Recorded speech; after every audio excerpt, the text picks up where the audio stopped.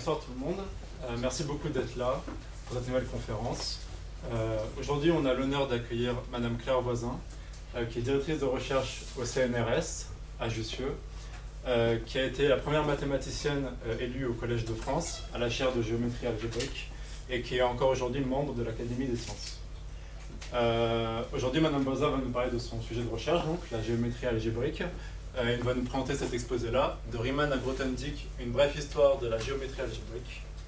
Bonne soirée à tous.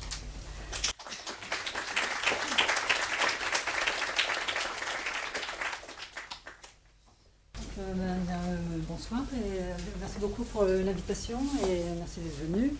Je suis très contente d'avoir la possibilité de m'exprimer sur mon sujet de recherche.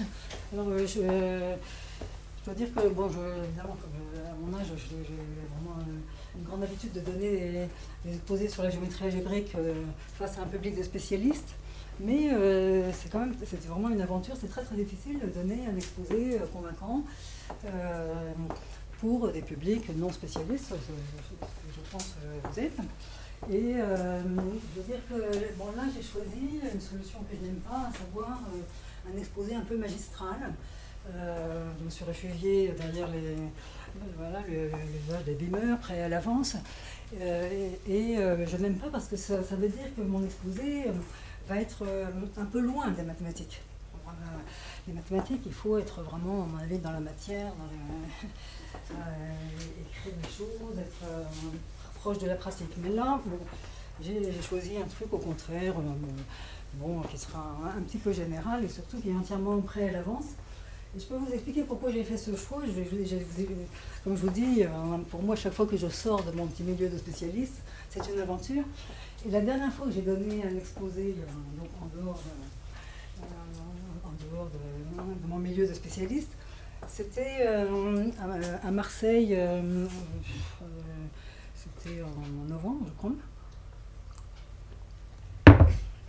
C'était pour des lycéens. Alors, évidemment, je pense que je ne vais pas vous faire autre chose. Mais donc, je m'étais dit que j'avais eu une idée de génie. Je continue à penser que c'était une idée de génie, mais ça s'est traduit par un échec épouvantable. Donc je leur avais demandé d'apporter, sur le thème, c'était la caractéristique de l'air Poincaré. Je ne sais pas si vous avez entendu parler, mais ça me permet d'introduire deux noms supplémentaires. Bon, là, Riemann et Grothendieck, c'est un peu accrocheur, mais il y a des tas d'autres noms intéressants en géométrie algébrique. Et donc, qui ont fait bien d'autres choses, mais qui m'ont aussi contribué à la géométrie algébrique. Et donc, voilà, c'était mon idée des maths à main nue. Vous avez dû entendre parler de la caractéristique de l'air Poincaré. Donc, je leur avais demandé d'apporter chacun une balle de ping-pong et ils étaient censés dessiner à leur fantaisie un graphe sur une balle de ping-pong. Donc voilà, j'ai une balle de ping-pong, voilà, c'est une sphère, et puis bon, chacun dessinait, bon, ça peut être un ballon de football, vous savez, les pentagones sur un ballon de football ou n'importe quoi, hein, des triangles, et puis des carrés, etc. Bon. Enfin, bref, l'idée, quand vous avez dessiné votre graphe, vous avez la notion de sommet, la notion d'arête,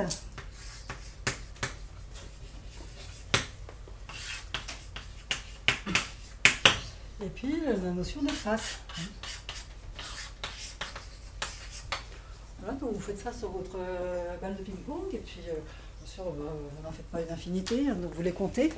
Et ce qu'on appelle la caractéristique de l'air Poincaré, ça consiste à faire S, qui est le nombre de sommets, moins A, qui est le nombre d'arêtes, plus F.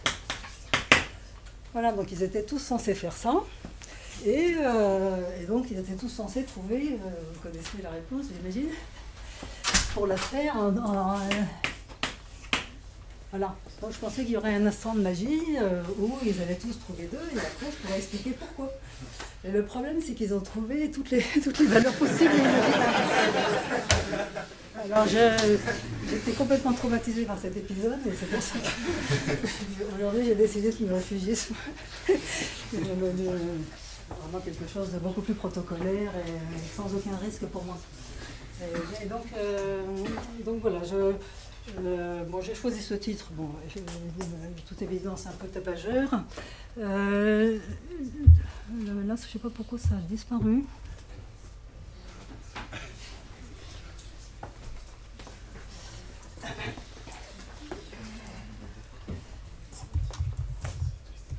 Alors en fait, ce titre, il se trouve que j'ai lu il n'y a pas très longtemps un livre pas mal qui s'appelait Une brève histoire de la vie sur Terre. Alors mon titre est vraiment inspiré de ça. Une brève histoire de la vie sur Terre, la première chose qu'on apprend, c'est que la vie apparaît extrêmement tardivement sur la Terre, par rapport à la formation de la Terre. Et là, on peut dire que c'est un peu la même chose au sens où Riemann et Grothendieck, ce sont des noms qui apparaissent très très tardivement, finalement, dans l'histoire de la géométrie. Riemann au 19e et Grothendieck au 20e. Voilà. Alors, avant de parler de Riemann et Grothendieck, on doit se poser, et avant de parler de la géométrie algébrique, on doit se poser la question de qu'est-ce que c'est que la géométrie. Mais même on peut régresser encore plus, on peut se poser la question de qu'est-ce que c'est que l'espace, et même qu'est-ce que c'est qu'un point. Et en fait, je dis que les choses commencent bien avant Riemann et Grothendieck sur cette question.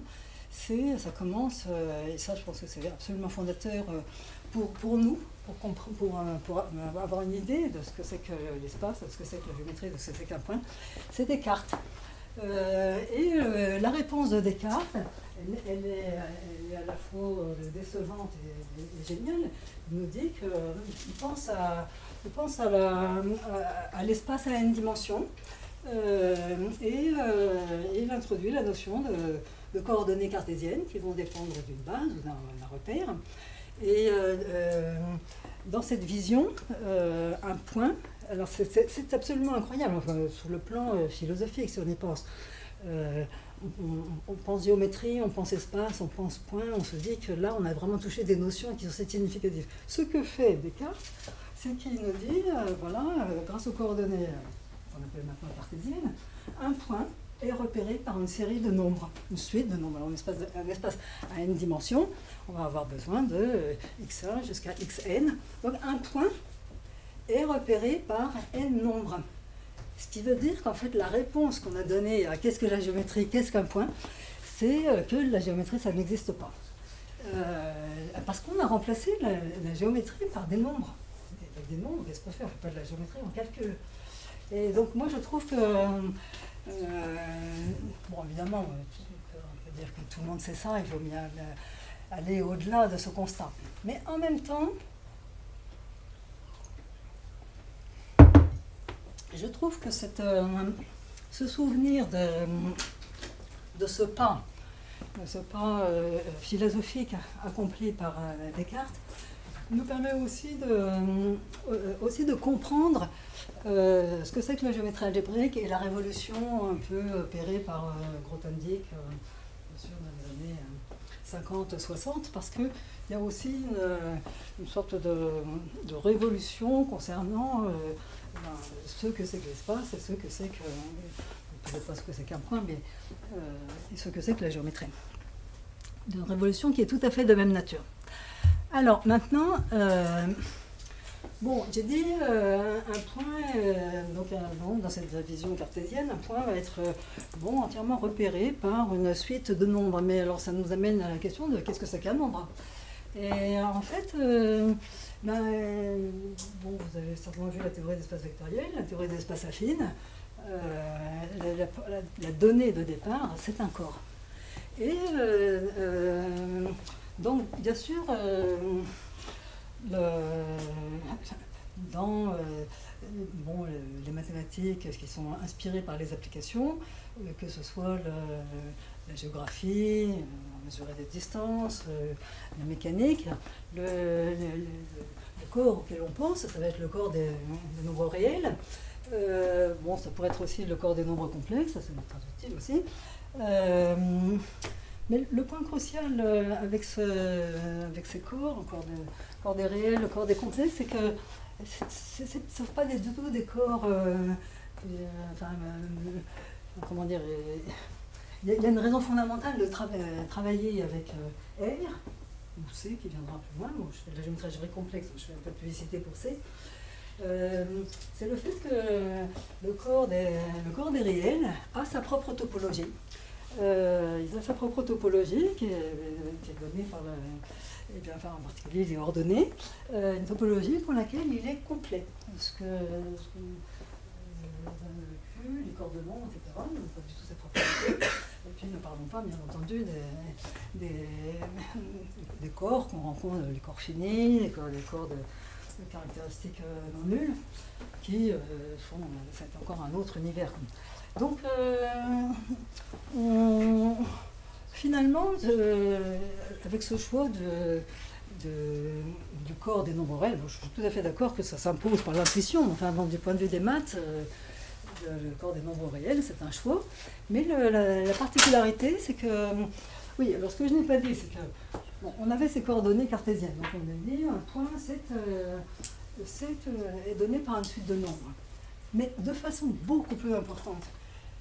On s'en fiche des points, on s'en fiche des coordonnées. Ce qui compte, c'est qu'on a les fonctions coordonnées. C'est-à-dire qu'en fait, avec ce point de vue, l'étude de la géométrie, ça devient l'étude des fonctions. Et donc, en fait, la géométrie, ça va devenir l'étude des fonctions. Et donc, bien entendu, les premiers développements qui sont apparus, qui étaient liés, on va dire, à la mécanique, et qui ont été ensuite, bien sûr, consolidés petit à petit, en particulier grâce à Cauchy. Donc, ça a été l'étude des fonctions dérivables, peut-être même seulement continues, mais enfin, même à l'époque, les gens travaillaient avec des fonctions de très bonne régularité. Et finalement, on peut dire, ce point de vue a donné lieu d'abord au développement de l'analyse. L'analyse, donc, à savoir l'étude des fonctions et de leurs propriétés de régularité. Donc ça, c'était le tout début de l'histoire. Et en fait, je ne suis pas du tout hors sujet, puisque maintenant, on peut... oui, attendez, donc, ah oui. Je ne vais pas passer tout de suite à la géométrie algébrique, ça va venir encore un petit peu après. Là, bon, là on a un peu, oui, on commence à comprendre un petit peu ce que c'est que la géométrie dans un espace qui est très simple, c'est un espace à une dimension où on a ces coordonnées cartésiennes globales.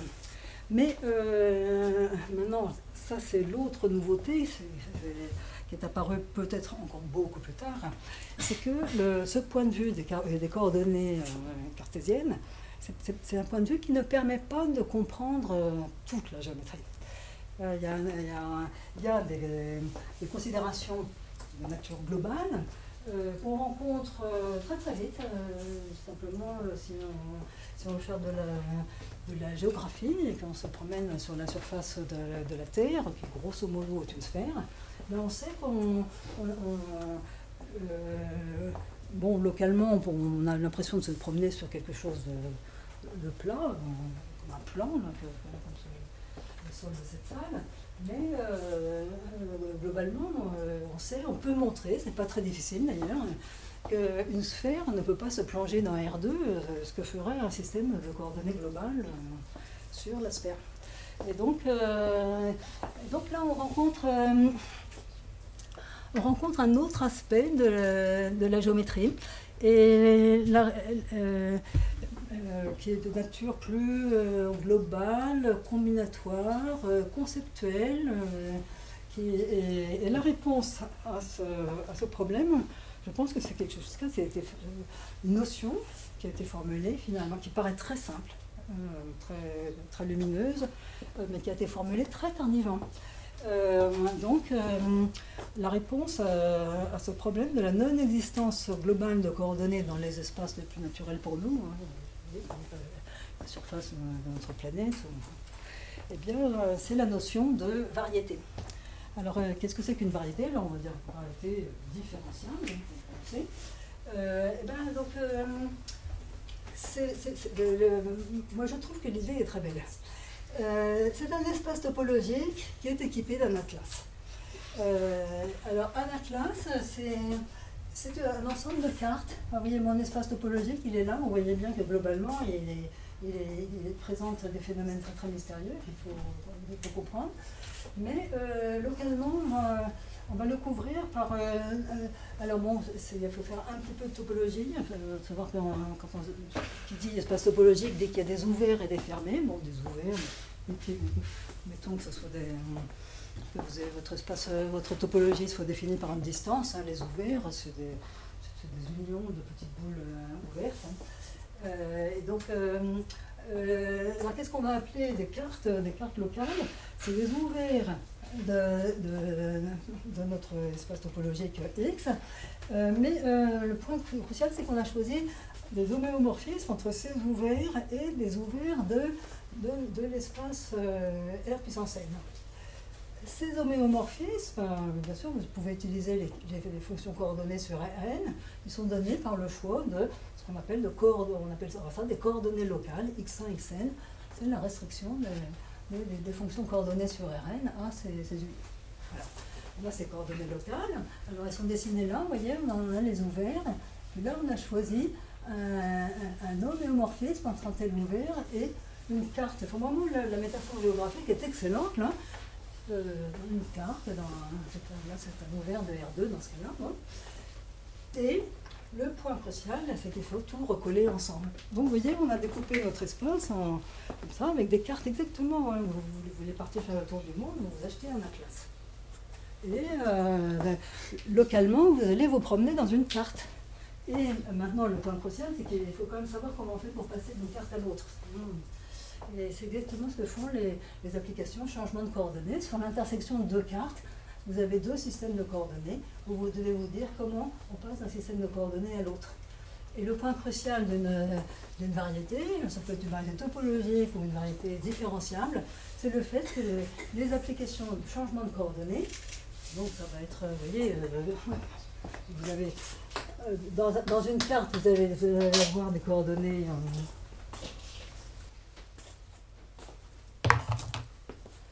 Première carte, vous avez des coordonnées x1, xn. Et puis, deuxième carte, bon, ça veut dire que la deuxième carte, vous avez les coordonnées x'1, x'n. Et maintenant, sur l'intersection des deux ouverts, bah, ces coordonnées-là, x'y, c'est juste des fonctions des coordonnées précédentes, puisqu'on a un homéomorphisme, etc. Donc, exprimé égale, bon, bah, ça va être exactement phi i de. Donc, là, j'ai mis phi i, phi prime, phi i des coordonnées anciennes. Quoi. C'est juste exprimer les nouvelles coordonnées en termes en fonction des anciennes. Donc, ça vous donne un certain système de fonctions. Et donc, votre variété elle va être différenciable, plus ou moins différenciable, selon la différenciabilité de ces fonctions de changement de variable. Donc, si les phi sont juste continues, vous regardez tous vos changements, toutes vos cartes et toutes les fonctions de changement de coordonnées.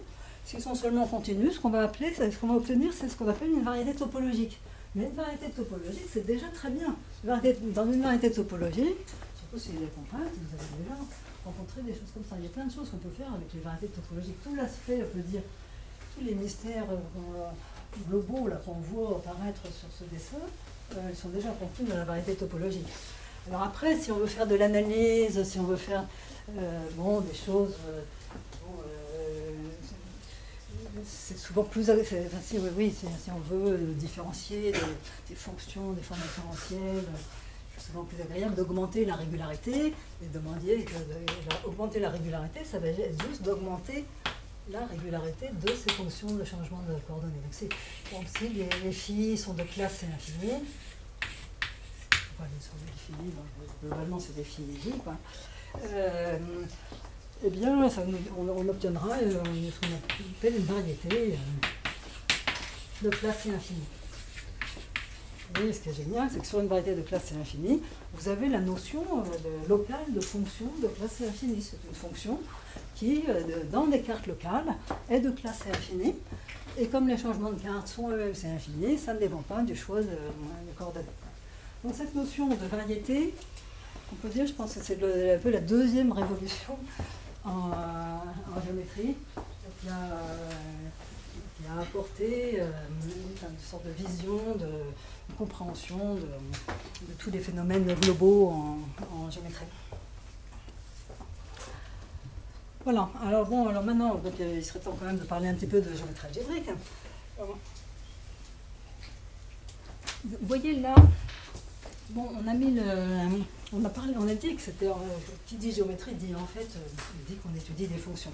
En géométrie différentielle ou en topologie, eh bien, on va parler, en topologie on parlera de fonctions continues, en géométrie différentielle on parlera de fonctions différenciables. Pour parler de fonctions différenciables, ça veut dire qu'on est, encore une fois, on en revient à ce problème qu'il faut pouvoir faire de l'analyse, et pour ça, il faut que le corps, ça soit, grosso modo, R ou C. Bon, je simplifie un petit peu, mais enfin, effectivement, c'est simple. Mais le point clé, quand même, c'est que sur n'importe quel corps, les fonctions polynomiales et les fonctions rationnelles, qui sont les quotients de deux polynômes, à plusieurs variables, existent. Et sur un coefficient dans R ou C, elles sont différenciables.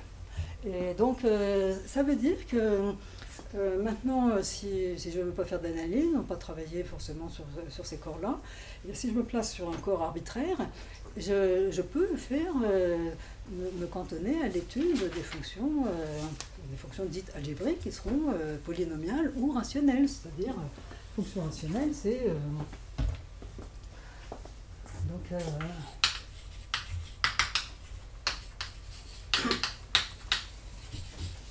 de plusieurs variables, hein, donc donc c'est f égale p sur q. Et ici j'ai deux fonctions polynomiales.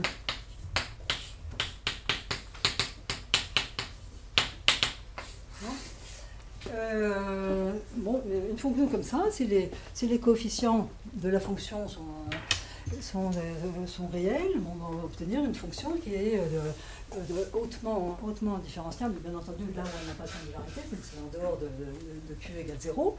C'est de classe infinie, c'est même beaucoup mieux, hein, c'est de classe analytique. Mais ces fonctions-là, elles existent sur n'importe quel corps. C'est ça le point clé. Et on peut dire que le propre de la géométrie algébrique, c'est le fait qu'on va essentiellement travailler avec cette catégorie de fonctions, ce qui fait qu'on a finalement, comme je vais vous l'expliquer, pas besoin du tout de faire de l'analyse. Avec un petit avertissement qui va venir... pas besoin de faire de l'analyse, c'est un peu plus compliqué que ça. Je vais vous expliquer pourquoi. Mais en tout cas, le point important, c'est que ça a été un peu une révélation pour moi, parce qu'il se trouve que j'ai toujours été très très mauvaise en calcul, et pour moi l'analyse, il faut connaître ce qu'il est, je trouvais ça très intéressant, mais je n'étais pas très bonne. Alors là, au moins, en travaillant avec ces fonctions-là, plus aucun souci, plus besoin de montrer que la fonction continue ou dérivable, c'est parce que en fait on va en particulier on va pouvoir faire du calcul infinitésimal avec ces fonctions-là sans du coup se préoccuper de la différenciabilité parce qu'elle est automatique. Voilà. Alors bon là donc on peut dire que grosso modo c'est ça la géométrie algébrique. Alors je voudrais quand même maintenant le parallèle avec la géométrie différentielle est quand même un petit peu coton, et je peux vous expliquer ce qui se passe. Alors maintenant on fait de la géométrie algébrique, on commence par on va faire de la géométrie algébrique sur un corps, donc on se donne un corps K. C'est ça aussi un gros avantage, c'est qu'on peut travailler sur des corps différents. Ça peut être des rationnels, des corps ce qu'on appelle les corps de nombres, qui sont des extensions algébriques des rationnels. On peut travailler avec des corps finis, et puis on peut travailler simultanément avec ces différents corps. Parce que si vous avez un polynôme qui est un coefficient dans Q, vous pouvez aussi le considérer comme un polynôme à un coefficient dans un corps plus gros, par exemple. Donc voilà, ça donne aussi d'autres possibilités. Alors maintenant, ce qu'on va appeler une variété, alors les variétés affines, là, définies sur des corps, là, on sait très bien ce que c'est. Donc on va les regarder plonger dans un espace affine. L'espace affine, je l'ai noté AKN.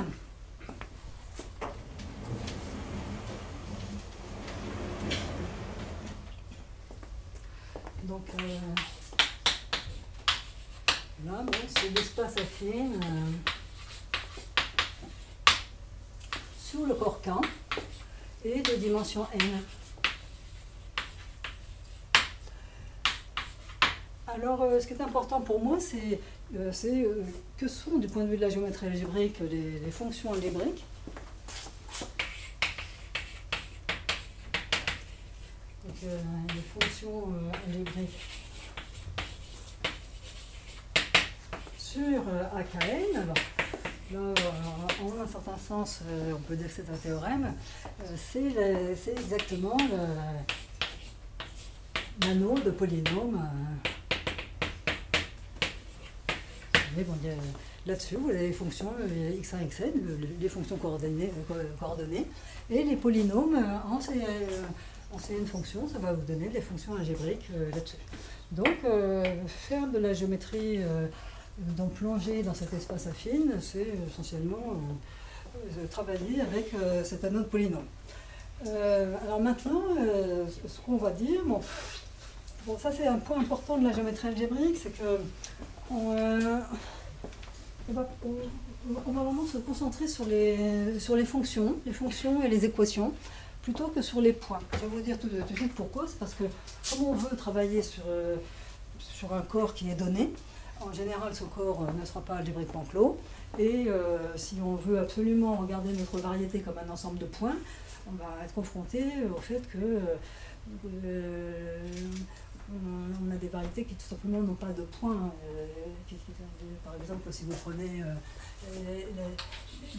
la variété qui est définie par voilà, ça, vous prenez cette variété-là, une sorte de sphère de rayons négatifs, avec le corps R égale R. Bon, là vous obtenez une variété qui est définie par une seule équation, qui est tout à fait intéressante du point de vue des fonctions, mais qui ne va pas avoir de points. Donc on oublie les points, les points ça pourra servir à quelque chose, mais en tout cas on ne part pas des points, on n'a pas un point de vue ensembliste, on ne part pas des points pour définir la géométrie. Pour définir la géométrie, on regarde uniquement les fonctions. Donc ce qu'on va dire, c'est qu'une variété, affine, plongée dans notre espace affine, donc sur K, c'est juste quelque chose qui est défini par un certain nombre d'équations polynomiales, c'est-à-dire d'équations algébriques. Ça veut dire, donc on se donne donc un certain nombre de polynômes, Pi, hein, comme c'est écrit ici, et donc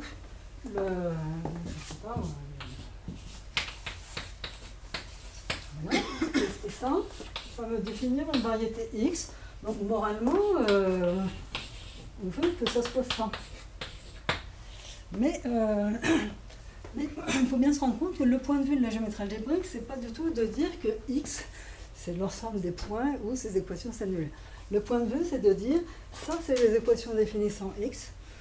Et donc, ce qui est intéressant, c'est d'introduire, ce qui est assez naturel, c'est de regarder plutôt l'idéal des fonctions, l'idéal au sens de la théorie des anneaux. Parce que c'est clair que si les PI s'annulent sur X, c'est bien tout l'idéal. Donc l'idéal, bien sûr, ça veut dire c'est l'ensemble des combinaisons comme ça. Hein.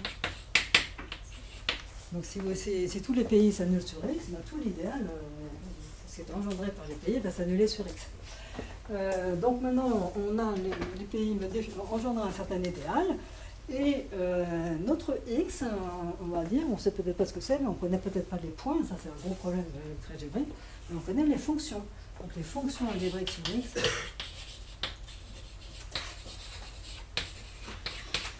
eh bien c'est le quotient, il faut y penser comme à des restrictions de fonctions algébriques sur l'espace affine. Et comme on sait par définition, l'idéal c'est le noyau de l'application de restriction de fonctions de l'espace ambiant vers x. Et donc, ça va me donner ça, qui est l'anneau des fonctions sur l'espace ambiant, que je dois quotienter, puisque par définition, i c'est les fonctions qui s'annulent sur x. Ça donne ce quotient, et ça c'est une égalité en termes de. On parle d'anneau de fonction, d'un anneau, parce que qu'est-ce que c'est qu'un anneau? C'est un ensemble où on a addition et multiplication satisfaisant les règles standards. Et donc voilà, le point clé, c'est que pour une variété affine, avant tout, ce qu'on connaît, c'est les équations, et donc on connaît l'anneau de fonction. Alors bon, la topologie, justement, il n'y a pas de topologie du corps, donc on n'a pas du tout on n'a pas d'informations topologiques qui viennent du corps, comme par exemple, vous voyez, dans mon espace topologique que j'avais avant, bon, je prenais des petites boules, là pour définir des boules, j'ai besoin vraiment de la topologie de R, donc on ne va pas du tout faire ça. La topologie est très grossière, c'est ce qu'on appelle la topologie de Zariski, elle est définie par les fonctions. Si vous pensez, si vous revenez à la topologie, vous avez un espace topologique, c'est vrai qu'en fait on peut dire, grosso modo, que les ouverts, c'est grosso modo les lieux on peut les définir comme les lieux des points où les fonctions sont non nulles, alors que les fermés, ça serait défini comme le lieu des points où les fonctions sont nulles. Et c'est ça que fait la topologie de Zariski. Elle dit, bon, moi mes fonctions, ce sont les fonctions algébriques, donc les ouverts de Zariski, c'est les lieux où des fonctions donc algébriques, des fonctions polynomiales, sont non nulles. Ça va être les ouverts de Zariski. Bien entendu, ces ouverts sont très très gros à cause, si vous voulez, le principe de continuation analytique. Quoi. Les ouverts de Zariski c'est une topologie très très grossière qui sert, je ne peux pas trop expliquer à quoi ça sert, mais bon, en tout cas, il y a quand même une topologie, mais c'est bon. Voilà. Et alors, moi, je dois quand même dire quelque chose au sujet des points, parce qu'au bout du compte, il ne faut quand même pas exagérer. À la fin, c'est intéressant ces points. Bon, par exemple, quand on fait ce qu'on appelle de la géométrie diophantienne, qui est une partie de la géométrie algébrique, qui a une sorte de connotation arithmétique, parce qu'on est, mettons, on part de polynômes à coefficient rationnel, et on se demande s'il y a une solution à coefficient rationnel. Ça veut dire, de notre point de vue là, on a une certaine variété qui est définie par ces équations, et on cherche si elle a donc dans le cadre rationnel, si elle a un Q point. Donc en général, on pourra parler de points, mais pour chercher les points, eh bien, ce que je veux dire, c'est que les points, on ne va pas forcément les chercher sur le corps dont on est parti. Et donc, bien sûr, c'est un K-point. Bon, les K-points de AKN, hein, c'est juste les X1 et les XN. Ça, c'est un K-point de mon AKN. Mais donc, un K-point de X, ça va être un K-point de AKN avec, qui est dans X. Donc, par définition, ça veut dire que les équations de X s'annulent dessus.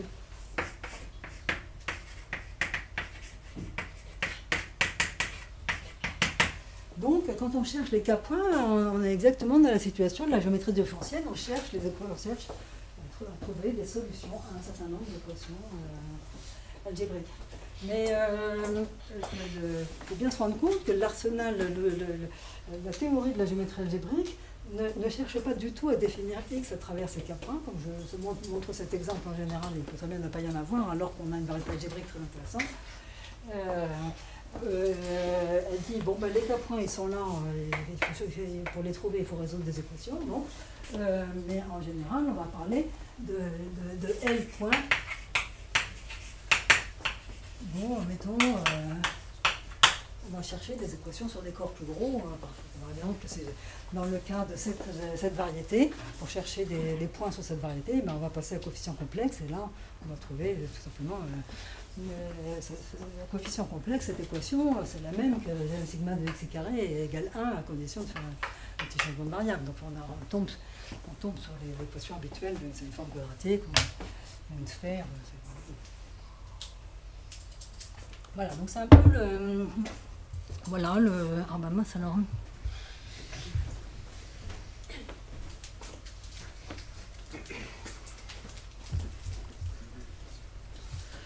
Bon, tout ça peut paraître un peu bizarre, mais... oui, alors là, moi... Oui. Mais bon, j'essaie quand même de vous expliquer un petit peu... les ressemblances et les différences entre la géométrie algébrique et d'autres formes de géométrie, plus ce type de géométrie différentielle. Bon, là, je vous ai défini les variétés affines, et il est clair que les variétés affines ne sont quand même pas les plus intéressantes. Donc, pour définir des variétés plus générales, on va faire un petit peu comme on avait fait avant, on va recoller des variétés affines le long d'ouverts. Donc, on aura des variétés affines, et puis dans ces variétés affines, on aura des ouverts à travers lesquels les différents morceaux peuvent se recoller. Donc ça, c'est un peu semblable à ce qu'on fait en géométrie différentielle. Il y a quand même un point sur lequel je voudrais attirer votre attention. Bon, ça va peut-être vous paraître un peu cryptique, mais c'est quand même très important. C'est qu'une énorme différence entre la géométrie algébrique et la géométrie différentielle, c'est qu'on n'a pas de coordonnées locales. Et une raison, c'est tout simplement que ce qu'on appellerait local en géométrie algébrique, c'est de regarder des ouverts dans la topologie de Zariski.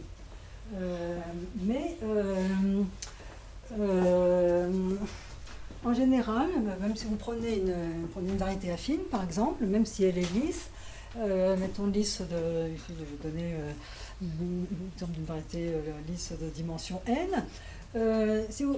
S'il y avait des coordonnées locales, ça voudrait dire qu'on aurait n fonctions f1, fn qui induisent au moins sur un ouvert de Zariski un isomorphisme sur un ouvert de l'espace ambiant.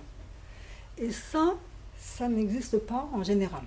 Et la raison, c'est du fait que la topologie de Zariski est tellement grossière que les fonctions rationnelles qui sont définies sur un ouvert, ça définit en fait toutes les fonctions rationnelles. C'est ce qu'on appelle le corps de fonction de la variété. Vous voyez, vous avez pour une variété affine,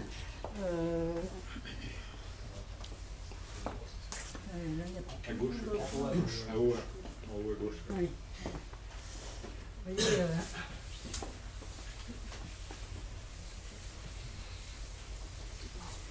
donc pour une variété affine, bon, je dis dimension n, on peut pas définir une dimension ici. Bon, donc on a vu qu'on avait ce qu'on appelle une anneau de fonction. C'est ce que j'ai expliqué, hein, c'est l'anneau de fonction d'un polynôme tout entier quotienté par l'idéal définissant x. On va supposer qu'il est intègre. Bon, c'est une hypothèse quand même. Et donc du coup, on va avoir ce qu'on appelle cas 2x, comme ça. C'est juste le corps des fractions de ce truc-là. Hein, donc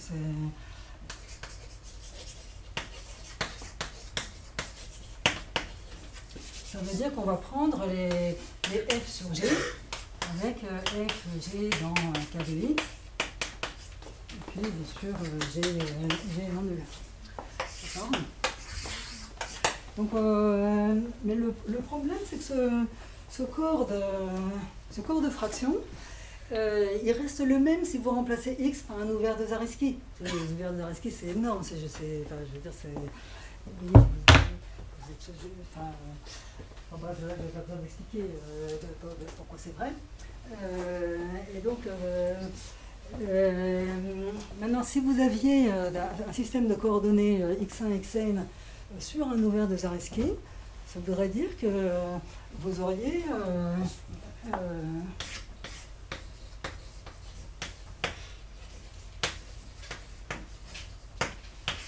mais ça, en fait, c'est équivalent au fait que votre anneau de votre corps de fonction, eh bien, c'est ce qu'on appelle un corps transcendant pur.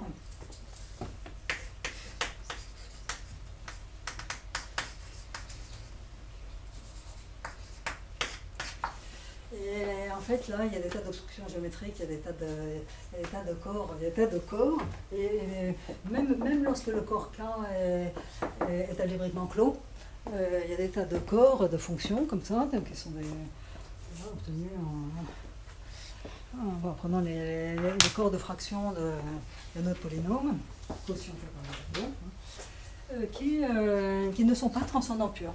Donc ils n'ont pas du tout de présentation comme ça. Donc ça c'est bon, c'est un problème propre à la géométrie algébrique, c'est important de s'en souvenir, et on peut dire que c'est presque une des différences, les principales différences avec ce point de vue qu'on a en géométrie différentielle, le point de vue de carte, coordonnées de point, changement de carte, etc. Donc ça n'existe pas en géométrie algébrique, il faut abandonner, pas tout espoir, mais abandonner cette idée-là. Alors maintenant, je voudrais parler d'une autre... je ne connais pas qu'en géométrie algébrique. Il y a une extension naturelle de la géométrie algébrique lorsqu'on travaille sur le corps des nombres complexes. Et ça s'appelle la géométrie complexe ou la géométrie analytique complexe. Donc depuis le début, je vous dis, qui dit géométrie dit fonction. Donc jusqu'ici, on a vu soit des fonctions continues, soit des fonctions différenciables. Ça permet de faire de la géométrie différentielle, ou bien de la topologie différentielle. Ah, bon. On a vu le cas extrême où on fait de la géométrie algébrique. À ce moment-là, on va regarder des fonctions algébriques, des fonctions rationnelles, un certain nombre de variables. Mais il y a d'autres sortes de fonctions qui sont un peu entre les deux en termes de régularité. C'est ce qu'on appelle les fonctions holomorphes. En géométrie analytique. Donc, qu'est-ce que c'est que les fonctions holomorphes? Donc, on se place sur un ouvert de Cn. Hein, là, pour le coup, là, on revient à la notion d'ouvert, donc ça va être des boules, des choses comme ça, bon. Des unions de boules ouvertes. Une fonction holomorphe sur cet ouvert, donc ce sont des fonctions à valeur densée, forcément, et on dit qu'une telle fonction est holomorphe si elle est localement analytique des variables, des coordonnées complexes. Alors, analytique, je pense que vous savez ce que c'est, hein, ça veut dire que la fonction est localement la somme de sa série de Taylor, qui converge bien. Bon. Mais là, il y a vraiment une subtilité, c'est qu'en fait, les fonctions holomorphes, ce sont des fonctions localement analytiques des variables complexes. Et là, il faut bien se rendre compte que lorsque vous donnez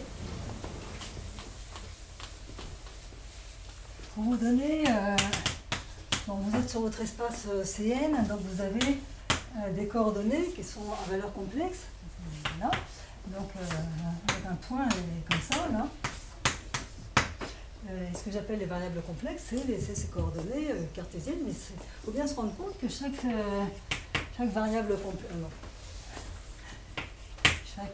complexe contient deux informations, sa partie réelle et sa partie imaginaire.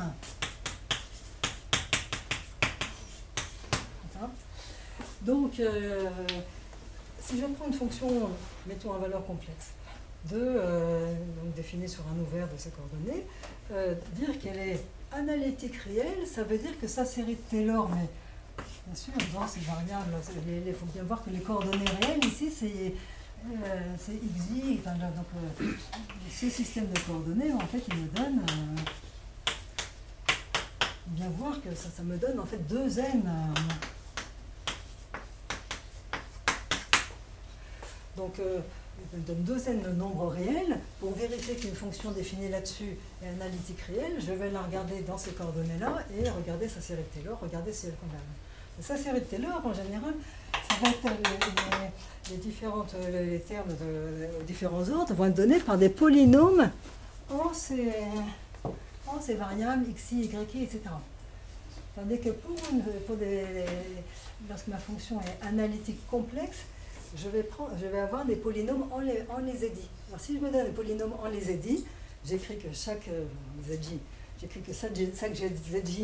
a une décomposition comme ça va certainement me donner un polynôme en les variables xj, yj. Mais pas du tout inversement. Si je me donne un polynôme en les variables xj, yj, dans toutes ces variables-là, ça ne sera pas du tout un polynôme des variables complexes que j'ai là. Donc là, il y a vraiment une nuance colossale. Et c'est ça qu'on appelle les fonctions holomorphes. Bien entendu, facile là pour le coup, les polynômes, il n'y a pas besoin d'aller chercher loin le développement de Taylor, sont des fonctions holomorphes, mais aussi, là j'imagine que vous le savez aussi, les fonctions rationnelles, bien entendu, là où en dehors de leur lieu d'indétermination, c'est-à-dire là où le dénominateur s'annule, eh bien, elles sont aussi analytiques complexes. C'est une démonstration, enfin, c'est quand même pas très difficile. Alors maintenant, même dessin, je suis un peu paresseuse, et même définition, on a, maintenant qu'on a introduit la bonne notion de fonction, on a aussi la bonne notion de variété, à savoir une variété complexe. C'est exactement comme avant, un espace topologique équipé d'un atlas, c'est-à-dire d'un système de cartes. Maintenant, une spécificité, c'est que ma variété complexe aura une certaine dimension n, là. Mes cartes locales, on va les appeler des cartes holomorphes, donc ça n'a pas vraiment de sens finalement. C'est des homéomorphismes d'ouverts de ma variété avec des ouverts de Cn. Et le point crucial, c'est que je vais demander que les applications de changement de variable qui me donnent les nouvelles coordonnées. Donc c'est exactement comme avant. Maintenant, je change dans un ouvert, je vais avoir des coordonnées complexes. Après, je vais changer de carte. Sur l'intersection, j'ai 2 systèmes de coordonnées. Et ce que je vais demander, c'est que les lettres J, ce soit des physiques. Voilà, donc pour chaque changement de coordonnées locales, et je vais demander que ça soit une fonction holomorphe en ces variables-là. Et alors, je vais dire que ça, c'est un peu mon sujet de prédilection, donc c'est des variétés complexes. Sur les variétés complexes, on peut parler, même localement, de fonction holomorphe. C'est une fonction qui, lorsqu'on prend des coordonnées locales holomorphes, est holomorphe en des fonctions coordonnées. Donc c'est très beau, hein, c'est très particulier, très difficile. Enfin, oui, c'est à la fois beau, c'est très restrictif, mais c'est difficile. C'est aussi assez difficile à étudier en toute généralité. Mais ce qui est important, c'est que bien sûr, il y a un lien entre la géométrie algébrique et la géométrie analytique. Ce lien, c'est tout simplement le fait qu'un polynôme, c'est une fonction holomorphe. Et donc, il y a un passage, je reviendrai un petit peu plus tard là-dessus, assez naturel de la géométrie algébrique vers la géométrie analytique, lorsqu'on est, enfin plutôt de la géométrie algébrique sur les nombres complexes vers la géométrie analytique. Donc ça, vous voyez, ça permet finalement de voir qu'on a vu, enfin, de voir, on peut dire, 3 types de géométrie. Géométrie algébrique, sur C, ça va s'élargir vers la géométrie complexe, et après, même si on oublie la structure holomorphe, là on trouve que c'est trop compliqué, en fait c'est en particulier différenciable. Donc on peut élargir encore. Donc c'est pour ça que finalement on va avoir 3 objets différents.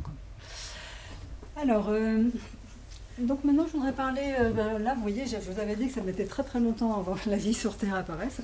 Et donc là, ça devait arriver, Riemann est arrivé.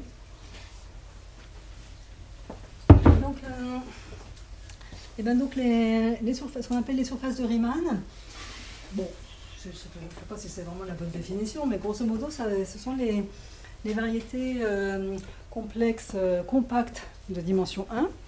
Dimension 1 complexe, hein, donc vous voyez ce qu'on appelle la dimension complexe, hein, c'est le nombre de coordonnées holomorphes locales que j'ai. Donc ça veut dire qu'ici on en aura juste une localement.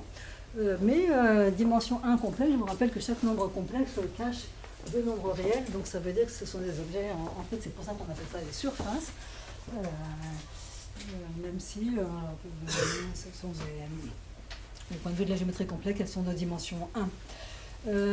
Et là, il y a un théorème de Riemann, bon j'aurais pu mettre des caractères grands, là ça le mérite, c'est que le théorème vraiment fondamental, qui est aussi un ancêtre du théorème de plongement de Kodaira, c'est que en fait c'est des surfaces de Riemann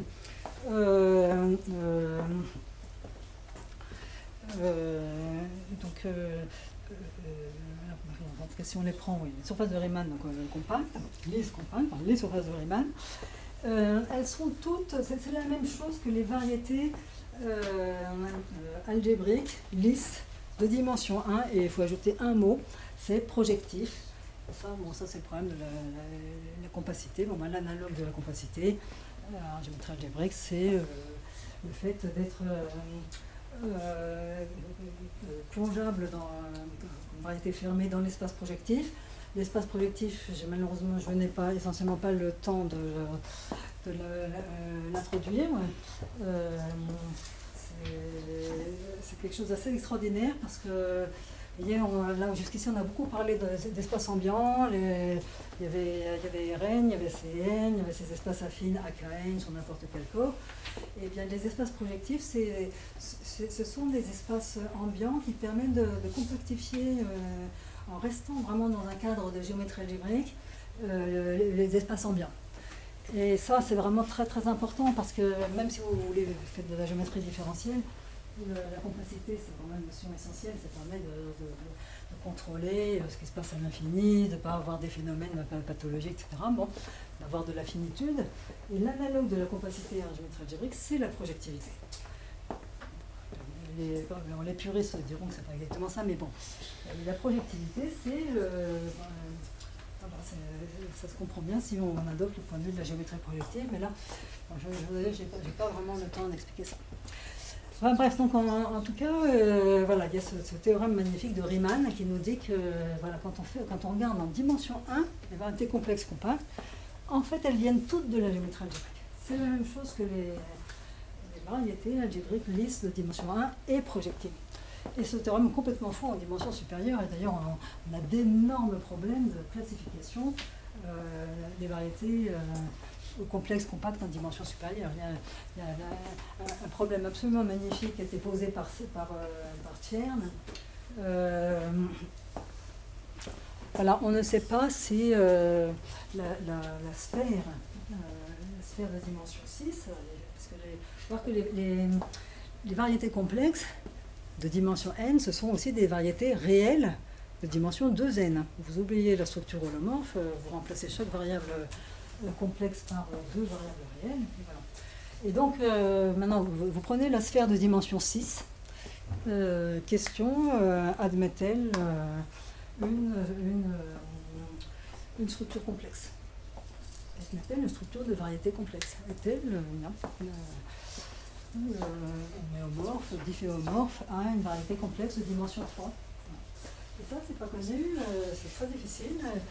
Bien sûr, le problème analogue pour la sphère S4 est connu. La réponse est non, tout simplement parce que il y a des arguments pour ça. Il n'y a même pas de structure symplectique pour commencer, donc pas de structure symplectique. Enfin, bref, en tout cas, on sait. Voilà, on sait que la réponse est non en dimension 4, mais en dimension. Là, il y a un argument topologique très simple. Mais en dimension 6, cet argument topologique ne marche plus du tout. Il n'y a pas d'obstruction. Et donc, voilà. En tout cas, la géométrie complexe en dimension supérieure, c'est très difficile. Alors, en dimension 1, au contraire, on les connaît toutes, alors je dirais topologiquement. Alors, si on affaiblit encore la structure, on garde juste la variété topologique, comme j'avais défini au début. Et ben, elles sont là. La classification topologique nous dit que si on prend une surface compacte, orientée, connexe, bon là c'est compact, on a déjà dit qu'il fallait compact, orienté, bon connexe, ça va de soi. Orienté, en fait, c'est la version, on va dire, c'est la version topologique de complexe. Parce que quand on a une variété comme ça, une variété complexe, la dimension 1 par exemple, elle est naturellement orientée. Et donc, voilà, on va remplacer complexe par orienté. Et ben en fait, alors il y a une notion de genre, c'est un invariant topologique, et elles sont là, elles sont entièrement classifiées par ce genre. Elles sont difféomorphes, ce que j'appellerais une bouée, j'ai trouvé, cette expression de bouée, ou peut-être un tore, j'ai trouvé. Enfin, bref, cet objet est un peu bizarre, je ne sais pas trop à quoi ça fait penser. Alors, le fait est qu'avec un seul trou, ça fait penser à une bouée. Donc 0 trou, c'est là, c'est la sphère. Un trou, c'est là. Alors, là, pour le coup, on voit quand même très très bien comment c'est fait géométriquement, parce que ce truc-là, c'est en fait, vous voyez assez facilement que c'est topologiquement, c'est la même chose que S1 croix S1. Parce que là, vous voyez, vous pouvez penser qu'il y a un cercle S1 qui est là, qui tourne autour d'un autre cercle S1 qui est là. Donc ce truc-là, c'est S1 croix S1, donc on peut vraiment bien comprendre ce qu'on appelle l'uniformisation, comprendre la construction par découpage et recollement. Et puis après, il y a ces objets-là, de plus en plus mystérieux, là où on ajoute des trous, et là j'en ai mis 1, 2, jusqu'à G. Voilà, donc la classification topologique est là. Alors maintenant, j'ai dit que toutes ces surfaces, bon bien sûr là ce sont des objets de la topologie, mais on va ajouter de la structure, mettre une structure complexe, structure riemannienne, structure complexe, des choses plus structurées. J'ai dit qu'il y a ce théorème de Riemann, que toute surface de Riemann, une variété complexe de dimension 1, compacte, venait de la géométrie algébrique, mais finalement, comment est-ce qu'on va réaliser tous ces objets-là, ces beaux objets topologiques, par la géométrie algébrique? Et ça, c'est Riemann qui nous le dit. Alors d'abord, le cas de 0 trou, on a vu que c'était la sphère, et justement, la sphère, c'est la même chose que l'espace projectif CP1, de dimension 1. Alors l'espace projectif, je vais vous expliquer que c'était une compactification de l'espace affine. Et ce qu'on fait dans l'espace projectif, on prend l'espace affine de dimension n et on lui colle à l'infini, ça c'est une sorte de définition en construction inductive, un espace affine de dimension n-1, on appelle l'hyperplan à l'infini. Donc dans le cas de la dimension 1, on va coller à l'infini un point, qui est l'espace projectif de dimension 0. Donc en fait, c'est la compactification, topologiquement, la compactification à un point du plan. Alors là, bon là, le temps passe, donc il faut peut-être que je... Enfin bref, en tout cas, l'espace projectif CP1, pour le définir vraiment comme une variété algébrique, je vous ai expliqué qu'une variété algébrique, c'est la donnée en principe, c'est obtenu en recollant des variétés algébriques affines via des ouverts, comme des identifications d'ouverts. Et pour obtenir une manière d'obtenir l'espace projectif CP1, vous prenez une copie de C, une deuxième copie de C, et vous allez les recoller en faisant le difféomorphisme Z va sur 1 sur Z. Et ça vous permet exactement d'ajouter le point qui vous manque à l'infini dans C, vous allez le retrouver dans l'autre copie, sur le 0 de l'autre copie. D'accord ? Voilà, donc déjà on a réalisé la sphère. Et maintenant, pour les genres plus grands, il y a une construction qui ne va pas donner d'ailleurs toutes les courbes complexes, mais qui en donne suffisamment et pour tous les genres possibles. C'est ce qu'on appelle les courbes hyperelliptiques. Donc, pour une courbe hyperelliptique, bon, alors là, c'est pas compact, ça c'est pas projectif, parce que je donne une équation dans C2. Et donc, l'équation typique, ça sera U au carré égale P de Z. Ce truc-là, évidemment, ça va pas être, c'est pas projectif, il y a un problème, mais c'est qu'à cela ne tienne, on va juste prendre l'adhérence, la clôture de ça dans l'espace projectif pour s'assurer qu'on obtient un truc compact. Il faut juste ajouter des points à l'infini, de même que la CP1, c'est le plan avec un point ajouté à l'infini. Dans cette courbe, il faudra ajouter des valeurs au-dessus du point à l'infini. Voilà, donc voilà, c'est ça qu'on appelle les courbes hyperelliptiques. Alors bien sûr, on choisit le polynôme P de façon à ce que l'équation qu'on a ici définisse ce qu'on appelle une courbe lisse. Ça veut dire que la différentielle doit être non nulle le long de l'équation. Et ça, essentiellement, ça veut dire tout simplement que le polynôme P n'a que des zéros simples. D'accord ? Donc c'est ça qu'il nous faut. Et maintenant, il y a une sorte de petit mini-théorème ici, c'est que le genre de la courbe qu'on obtient, donc c'est cette quantité topologique qu'on a vue, se calcule de la façon suivante. La courbe qu'on obtient grâce à cette équation est de genre G, si et seulement si le degré du polynôme P est 2G plus 2. Alors bon, il y a 36 manières de démontrer ça, plus ou moins savantes. Je voudrais juste vous expliquer pourquoi il y a une corrélation entre le degré du polynôme et le genre. Le genre, vous voyez, on avait fait des dessins. Vous voyez, le genre, il est là. Donc le genre, il est lié à ces cercles qu'on peut dessiner sur la courbe. Vous voyez, chaque fois que j'ai un trou, j'ai aussi un cercle comme ça.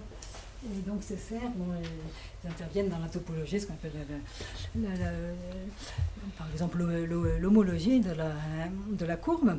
Eh bien, là, ce dessin, bon, il est très moche, mais je pense qu'il dit assez bien pourquoi il y a une corrélation entre le degré du polynôme et le genre de la courbe. C'est que le degré du polynôme, c'est aussi le nombre de zéros du polynôme. Or, là, j'ai dessiné une sorte de coupe de mon équation. Vous voyez, normalement, les Z, hein, c'est dans le plan complexe. Mais là, je me place au-dessus d'un axe réel dans ce plan complexe. Et je regarde ce que fait je regarde à quoi ressemble ma courbe au-dessus de cet axe réel. Bon. Maintenant, je prends un segment entre deux zéros en bas. Je regarde mon équation U2 égale P de Z. Ça me dit exactement que pour chaque valeur de Z, j'ai deux valeurs de U. Et donc, le dessin, là c'est bien, Z, et puis j'ai deux valeurs de U au-dessus. Et ce qui se passe, c'est que là où le polynôme s'annule, il n'y a plus qu'une valeur de U. Donc en fait, au-dessus de ce segment, j'ai un cercle qui est apparu. Et en fait, c'est exactement ce phénomène-là qui vous explique pourquoi le degré du polynôme est corrélé, très précisément, au genre de la courbe. C'est pas une démonstration, c'est juste une sorte d'évidence géométrique de comment ces zéros du polynôme vont produire de la topologie dans ma courbe sous la forme de ces petits cercles. Alors, je ne sais pas, là je parle beaucoup, mais je ne sais pas trop quelle heure il est là. 19h40. Ah oui, il faudrait que je m'arrête ou... Alors, si je peux continuer encore un peu, je voudrais maintenant conclure essentiellement en vous montrant un phénomène qui est assez... comment dire, qui interroge, c'est que en géométrie algébrique, il n'y a aucun problème pour faire du calcul infinitésimal, c'était même le point de départ. Le point de départ je vous l'avais dit, ce qui est formidable avec les polynômes, les fonctions rationnelles, c'est que c'est toujours différenciable. Et on n'a pas du tout besoin, vous savez, quand vous faites en analyse, pour montrer qu'une fonction est différentielle, pour calculer sa différentielle, vous devez prendre des limites. C'est dur. Et là, en fait, en géométrie algébrique, la différenciation est... Ce que je veux dire, c'est qu'on va pouvoir faire du calcul infinitésimal sur n'importe quelle courbe, pour une raison très simple. La différentielle d'une fonction algébrique va être... donc on va prendre une fonction, ce qui nous intéresse, ça va être pour les fonctions rationnelles d'un certain nombre de variables x1, xn. On va définir la différentielle de façon axiomatique. D'abord, si la fonction f, c'est les variables xi elles-mêmes, on trouvera dxi égale dxi. Voilà, on a déjà la différentielle des variables xi. Et ensuite, pour définir la différentielle d'un polynôme, on va juste appliquer la règle de Leibniz. La règle de Leibniz, voilà, c'est cette règle-là, absolument fondamentale. Bon, j'avais mis juste les héros Riemann et Grothendieck, mais Leibniz, c'est maintenant aussi. Et donc, on a la règle de Leibniz, d de fg égale fdg plus gdf. De toute évidence, ça va vous permettre de calculer de proche en proche la différentielle de n'importe quelle fonction polynomiale. Et ça, voilà, là, il est clair que c'est de l'algèbre, ce n'est pas de l'analyse. On peut faire ça sur n'importe quel corps. Si vous avez un polynôme à coefficient dans un corps, et bien la différentielle, les coefficients de la différentielle, ça va être un truc genre sigma de QI et XI. Les QI seront aussi des polynômes définis sur ce corps. Et pareil, on va encore appliquer la règle de Leibniz pour calculer d de 1 sur f. Ça va nous donner la formule usuelle, mais c'est en fait une conséquence de la formule de Leibniz. Et finalement, on aura, grâce à ça, la différentielle de n'importe quelle fonction rationnelle. Tout ça est archi connu, trivial, etc., vous le savez bien, mais le point crucial, c'est de se rendre compte qu'on peut faire du calcul infinitésimal en géométrie algébrique sur n'importe quel corps. Voilà, donc c'est quand même quelque chose. Je pense que Grothendieck a beaucoup réfléchi à ça. J'espère arriver à un énoncé de Grothendieck qui est lié à ça. Et là où je comptais vous prendre un peu, enfin vous montrer qu'il y a quand même un phénomène vraiment profond et difficile, c'est le fait que si inversement, à l'inverse de, vous savez, en analyse, on fait soit des dérivés, soit des intégrales.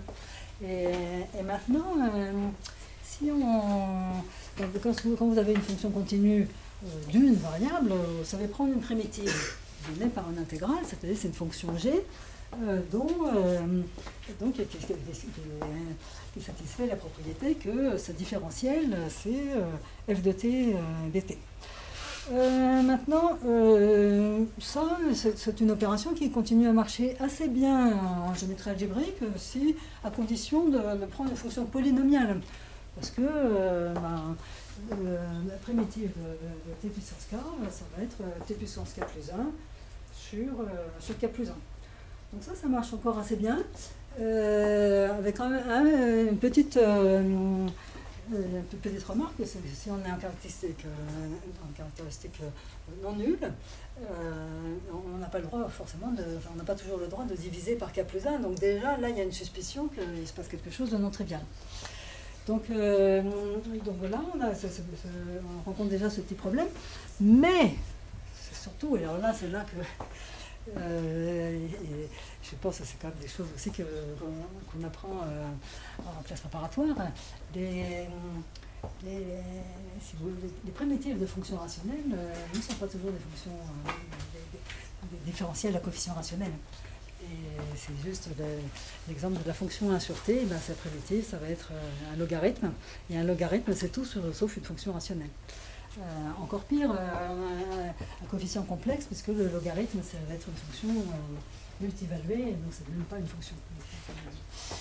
Voilà, et donc là, il y a un phénomène absolument fondamental qui se produit. Quel est ce... Eh bien, disons que on peut essayer de comprendre ce phénomène du point de vue de la géométrie complexe. Vous voyez, géométrie complexe, on sait assez bien prendre des primitives aussi, parce que si vous avez une fonction holomorphe, j'ai dit qu'elle était localement analytique de la variable complexe, donc elle va être donnée localement par une série, une série de la variable z ou z-1, bon, si je change le point autour duquel je prends le développement analytique. Une série convergente, ça s'intègre très bien sous la forme d'une autre série convergente. Enfin, la primitive est donnée par une autre série convergente avec le même rayon de convergence. Alors, pourquoi ça ne marche pas bien, c'est que, et même pourquoi par exemple le log ne donne pas une fonction univaluée, c'est la non-existence, la non-unicité de la primitive. Donc, je peux avoir dans le cadre holomorphe, à l'aide de développement analytique complexe, je vais avoir localement des primitives qui vont être obtenues simplement en intégrant en prenant formellement la primitive de ma série, qui a le bon rayon de convergence. Mais il y a le problème de recoller ces primitives qui ne sont pas uniques, parce qu'une primitive, c'est toujours défini à un coefficient à l'ajout d'une constante près. Et donc, malheureusement, comme les développements analytiques ne sont que locaux, et ben après, je n'arrive pas à recoller tous les trucs ensemble, et c'est pour ça qu'on a ce logarithme, en particulier ce logarithme complexe, qui est une fonction multivaluée. C'est la non-unicité de la primitive qui produit ce phénomène. Voilà, donc il y avait ça que je voulais vous montrer. Bon, après, là, ça devient nettement plus difficile, donc ce serait peut-être plus prudent que je m'arrête là. Bon, je voulais vous parler un petit peu de période, mais je crois que ça devient un petit peu trop dur. Bon, il y a toute une partie de la topologie différentielle qui consiste à analyser la topologie d'une variété en regardant, bon, exactement comme ma surface à Gétro, vous avez vu qu'il y avait des cercles intéressants. Et par ailleurs, on peut aussi regarder les formes différentielles sur cette variété, et puis les intégrer sur ses contours, et bon, ça fait plein de choses passionnantes. Bon, là, faudrait faire tout un détour par la topologie algébrique, mais je pense que c'est déjà trop tard. Donc je voulais... bon, il y a des théorèmes très importants de topologie différentielle, en particulier le théorème de De Rham qui dit qu'il y a deux points de vue sur la topologie d'une variété différentielle. Il y a un point de vue qui consiste à regarder un peu les contours fermés, les sous-machins, puis un autre point de vue qui consiste à regarder les formes différentielles, formes fermées, modulo formes exactes. Et ce théorème fondamental de De Rham qui dit que ces deux points de vue sont juste duaux, exactement duaux l'un de l'autre. Bon, c'est un théorème formidable. Je vais... Là, je crois que c'est trop tard. Je voulais juste, parce que comme j'avais promis qu'il y aurait Grothendieck, je ne veux pas que vous soyez déçus. Je voulais juste conclure avec un énoncé qui est quand même absolument stupéfiant, qui, je crois, peut s'exprimer assez simplement. Voilà, donc on va prendre une sous-variété affine, lisse,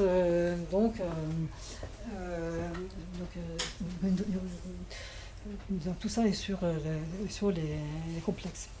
Alors dire que c'est lisse, c'est exactement, je ne sais pas si vous vous souvenez de la théorie des variétés plongées, etc., mais quand on prend une sous-variété, on demande que localement elle soit définie par des équations différenciables. Mais le point important, c'est qu'on a localement R équations avec des dérivées, des différentiels indépendantes. Et à quoi servent ces différentiels indépendants? C'est ça qui, grâce au théorème des fonctions implicites, c'est ça qui garantit l'existence de coordonnées locales sur ce théorème des fonctions implicites, qui va dire qu'un tel sous-machin admet bien des coordonnées locales, donc c'est exactement ce qu'on veut. Et ça marche très très bien en géométrie complexe. J'ai dit en géométrie algébrique, il n'y a pas de coordonnées locales, mais le théorème des fonctions implicites holomorphes, il marche très bien. Donc ma variété algébrique lisse, elle est définie localement par des équations polynomiales à différentielles indépendantes. Et maintenant, je vois mes équations polynomiales comme des fonctions holomorphes, et ça me donne des coordonnées holomorphes locales. Et ça veut dire qu'une variété algébrique lisse complexe donne aussi une variété complexe au sens qu'on a dit des fonctions holomorphes, des coordonnées holomorphes locales, etc. Ça veut dire que maintenant, sur ma variété, je vais avoir 3 complexes de 2 rames. Ce qu'on appelle complexe de 2 rames, c'est pour regarder les formes différentielles de tous les degrés possibles. Bon, et puis il y a la différentielle extérieure, D rond D vaut 0. Et donc, on dit qu'on a un complexe parce que à cause de cette règle de D rond D égale 0. Et quand on a un tel complexe, on peut prendre sa cohomologie.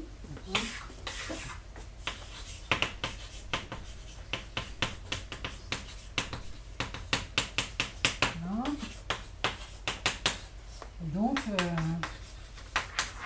alors là, bon, là, les coefficients, mettons que ce soit des formes différentielles à coefficients complexes. Donc, ça va donner la cohomologie à coefficients complexes. Et bien, ça sera le KRD. Vous voyez, vous allez prendre les formes différentielles de degré K qui sont fermées, donc dans le noyau de D, modulo celles qui sont dans l'image. Ça a un sens, puisque D rond D égale 0, ça dit que l'image de D est contenue dans le noyau de D. Donc on a ça, et il faut voir que maintenant, on a 3 objets. On a la variété algébrique. Et sur cette variété algébrique, on a tout à fait la notion de différentiel algébrique. C'est juste des différentiels dont les coefficients sont essentiellement des polynômes, des polynômes restreints à x. Donc, premier, mon complexe de 2 rames algébrique, le différentiel extérieur, elle est définie comme je vous l'ai expliqué, tout ça c'est totalement formel. Deuxième complexe de 2 rames, c'est le complexe de 2 rames holomorphes, où on va regarder les formes différentielles holomorphes. Donc, c'est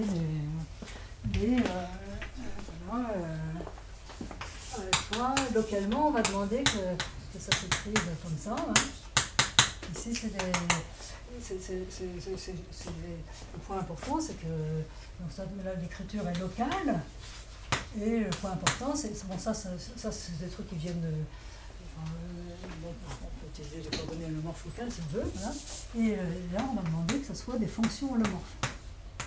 Vous voyez, ce sont différents types de différentiels qui se caractérisent par leur plus ou moins grande régularité, la régularité des coefficients qu'on a là. Hein. Bon, bien entendu, les formes différentielles algébriques en particulier sont holomorphes, mais il y a un complexe encore plus gros qui consiste à prendre toutes les formes différentielles, mettons de classe C infini, mais à coefficients complexes. Et alors, donc ça nous donne ces 3 complexes. Alors bon, donc on a polynomial contenu dans holomorphe, contenu dans C infini. Il se trouve que montrer que ces 2 complexes ont la même cohomologie, surtout avec toutes les techniques qu'on a, les techniques modernes de cohomologie des faisceaux, c'est facile. Je pense que c'était difficile au début du XXe siècle, mais avec la cohomologie des faisceaux, c'est devenu un petit peu une trivialité. Donc les complexes de 2 rames holomorphes, donc les complexes 1 et 2, c'est 2 rames holomorphes et non, je me suis trompée, donc c'est oui, c'est 2 et 3, pardon, qui ont la... 2 et 3, pardon, oui, j'ai dit une bêtise, c'est 2 et 3 qui ont la même cohomologie, donc ça c'est une généralité. Non, pardon, c'est ça.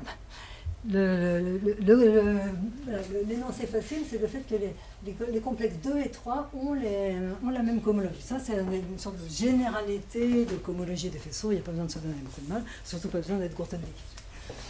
Mais le théorème important et difficile, c'est le fait que les complexes 1 et 2 ont la même cohomologie. Et ça, c'est fantastique, parce que le complexe 1, ça utilise uniquement les formes différentielles à coefficients polynomiaux.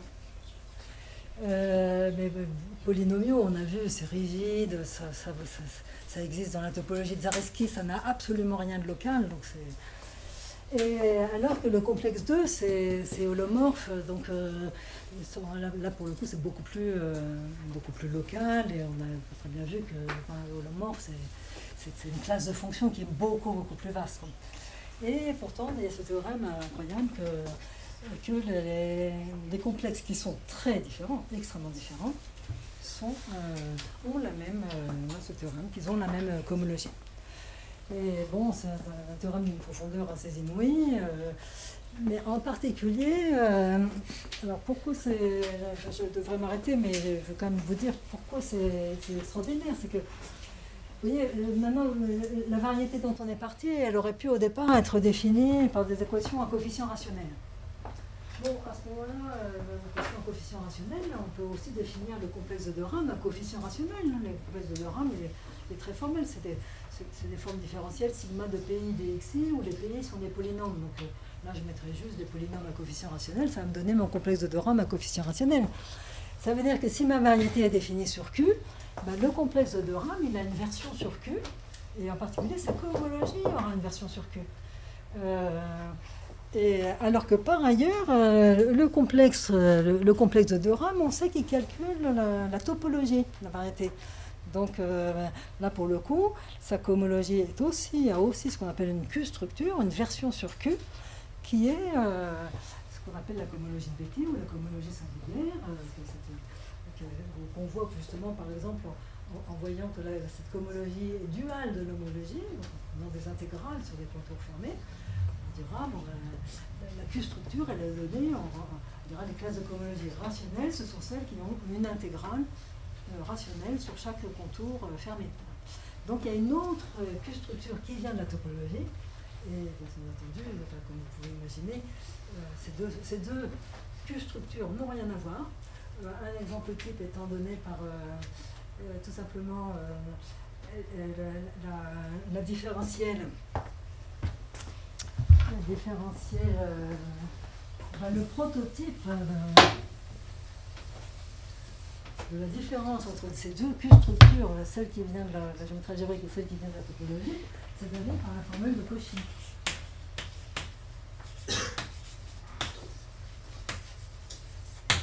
Et ce que dit la formule de Cauchy, donc vous prenez la forme dz sur z, une très bonne forme à coefficient algébrique, donc c'est une forme différentielle algébrique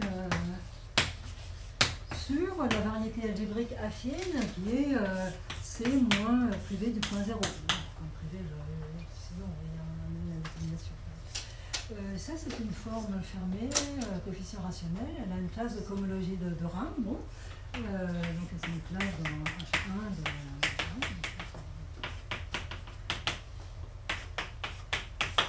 voilà, elle a une classe là, puis elle vient quand même d'une forme différentielle à coefficient rationnel, même à coefficient entier, donc c'est encore mieux.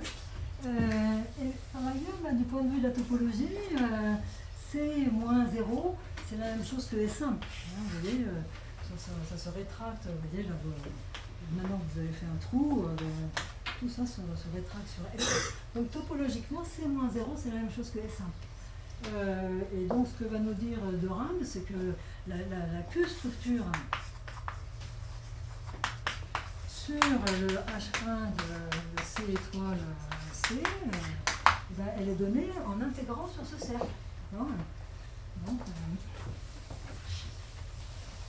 Donc elle dira que l'objet naturel à coefficient rationnel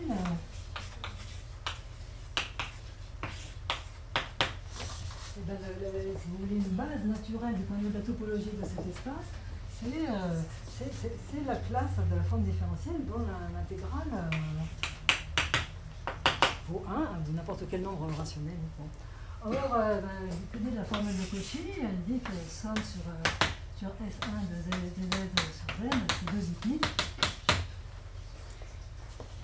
Et donc vous voyez que la Q-structure naturelle ici donnée par la géométrie algébrique et la Q-structure donnée par la topologie diffèrent par ce nombre qui est profondément transcendant.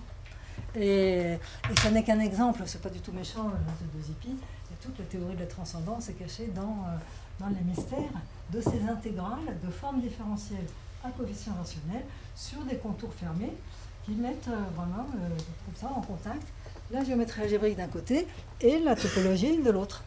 Et ça, c'est toute la théorie des périodes, si vous entendez parler de motifs, conjecture de la conjecture des périodes, la conjecture de transcendance, et bien ça porte entièrement sur ces questions-là. Comment la géométrie algébrique et la topologie interagissent. Voilà, alors, je ne sais pas si c'était peut-être horriblement long, je vais m'arrêter là.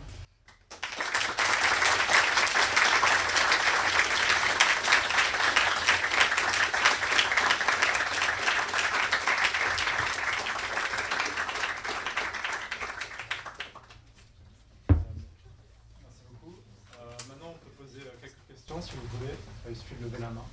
Et n'hésitez pas à parler fort, comme moi actuellement à peu près, pour qu'on vous entende et pour que les micros vous entendent aussi. Merci. Est-ce que vous pouvez nous parler de période? Le problème, c'est que là, j'ai dû aller très très vite sur les notions de topologie.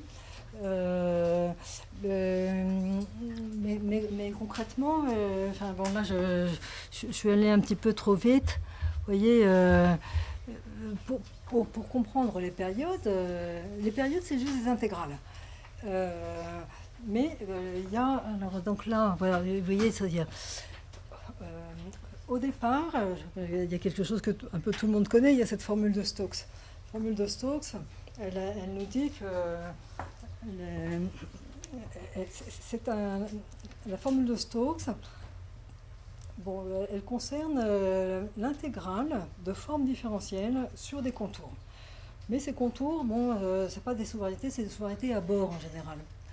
Ce que dit la formule de Stokes, c'est écrit ici, là, voilà. Donc, c'est ça la formule de Stokes. Et cette formule, du point de vue de la...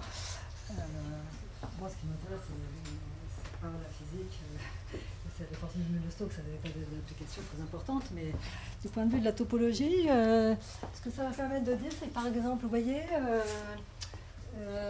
si Y n'a pas de bord, et bien, si vous intégrez sur Y une forme qui est une différentielle totale, vous obtenez 0, par exemple. Un autre exemple, aussi, voilà, c'est que c'est ça. Si d bêta égale inversement, si d bêta égale 0, et si vous intégrez votre bêta sur un bord, vous allez encore obtenir 0 à cause de ça. Donc elle va vous donner ça, et du point de vue de la topologie, ce que va nous dire la formule de Stokes, c'est qu'on peut intégrer des classes. Alors je lis les classes, je vais parler un petit peu de topologie de Rham très très vite. Qu'est-ce que c'est? Non, c'est déjà effacé. Bon. La cohomologie de Rham, c'était forme fermée modulo formes exactes, donc c'est quand même un quotient. Bon. Maintenant, bon, il y a quelque chose qu'on appelle l'homologie. Alors, vous imaginez que l'homologie de degré K, c'est fabriqué avec grosso modo des contours de dimension K qui n'ont pas de bord. Bon, dans la pratique, c'est plus compliqué que ça, mais par exemple, toutes les sous-variétés sans bord et orientées vont avoir des classes d'homologie. Essentiellement, c'est la même chose. Typiquement, dans ma surface de Riemann, tous les petits cercles que j'avais dessinés, à condition de les orienter, ils vont avoir une classe d'homologie de degré 1. La formule de Stokes, elle nous dit que les classes de cohomologie de Rham s'intègrent sur des classes d'homologie. Des classes d'homologie, c'est grosso modo des classes de sous-variétés ou des combinaisons coefficients entiers, modulo les bords. Donc on a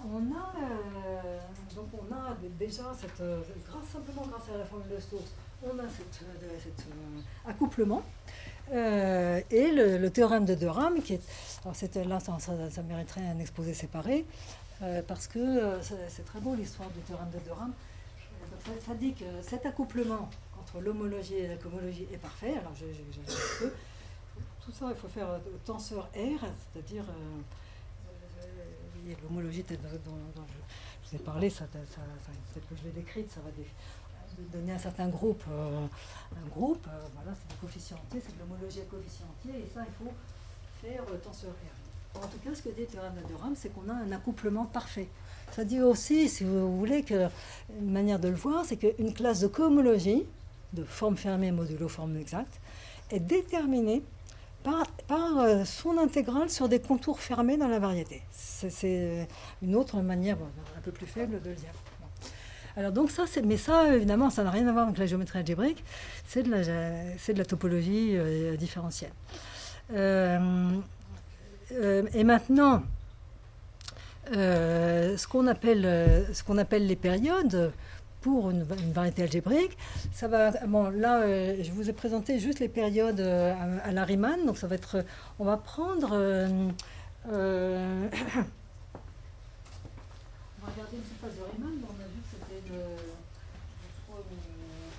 courbe complexe de dimension 1, mettons contact, soit une variété algébrique de dimension 1, encore une fois lisse, projective. Bon. Maintenant, si je reprends l'exemple de l'équation d'une courbe hyperelliptique, la U2 égale P2Z, il y a des différentiels qui sont naturels. Bon, alors là, c'est un point très important, c'est qu'avant j'avais donné l'exemple d'une variété affine, et là, au contraire, on va regarder une variété projective. Mais sur cette surface de Riemann définie par cette équation U2 égale P2Z, en fait, vous avez des différentiels, ce qu'on appelle des différentiels holomorphes, qui sont, elles sont écrites explicitement ici. Vous prenez Q de Z, des Z sur U. Si vous regardez un petit peu, là, on pourrait croire qu'il y a une singularité ici provoquée par le fait de prendre le quotient par U. Mais en fait, vous voyez, vous vous souvenez qu'on a cette équation U2 égale P de Z, ce qui veut dire que le DZ est remonté sur ma variété. Si vous écrivez le DZ en fonction de DU, il va s'annuler sur ma surface. Et donc, en ces points, on peut justement diviser par U et garder une différentielle holomorphe. Parce que sur la courbe, là où Z égale 0, c'est U qu'il faudra prendre comme coordonnée et non pas Z. Donc ça, en fait, c'est des formes différentielles holomorphes. La courbe, elle a un genre G. Sa cohomologie de degré 1 et de dimension 2G. Bon, pour ça, on le sait.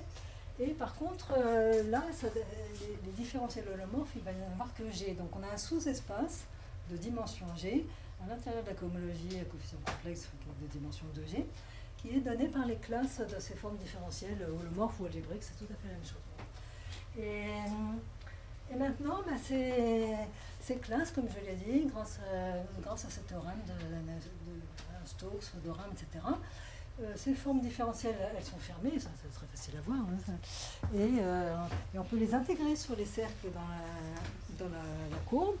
L'homologie de degré 2G, de degré 1, c'est un Z2G, il y a 2G générateurs, et donc ça nous donne toutes ces intégrales, donc ça nous donne en fait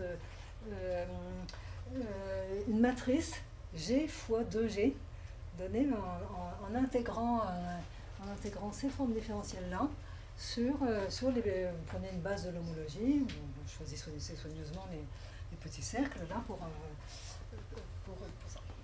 Et donc là, voilà, ça c'est ces intégrales, ce sont les périodes de cette courbe. Bon, il y a de très beaux théorèmes autour de ça, ce qu'on appelle le théorème de Torelli, qui disent que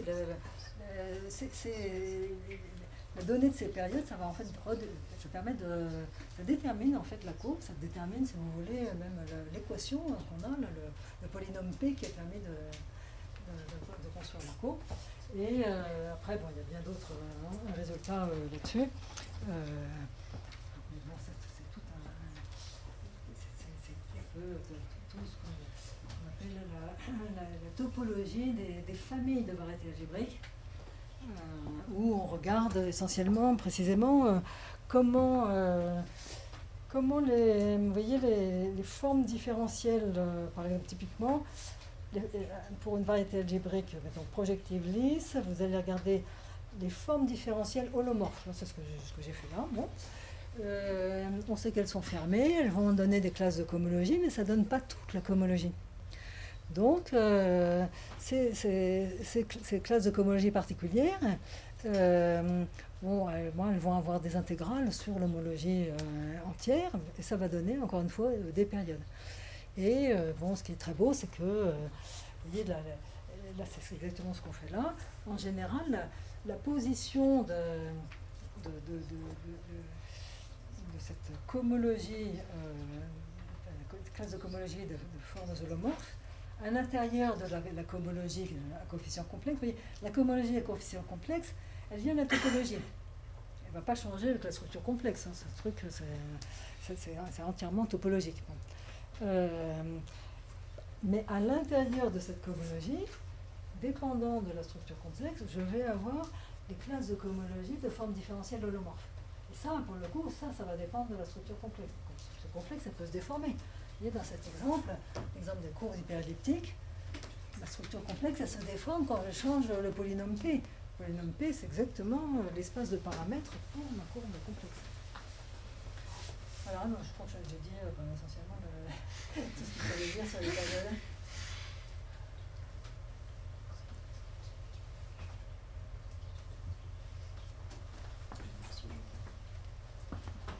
En quelle mesure Riemann était conscient des liens entre géométrie algébrique et géométrie analytique?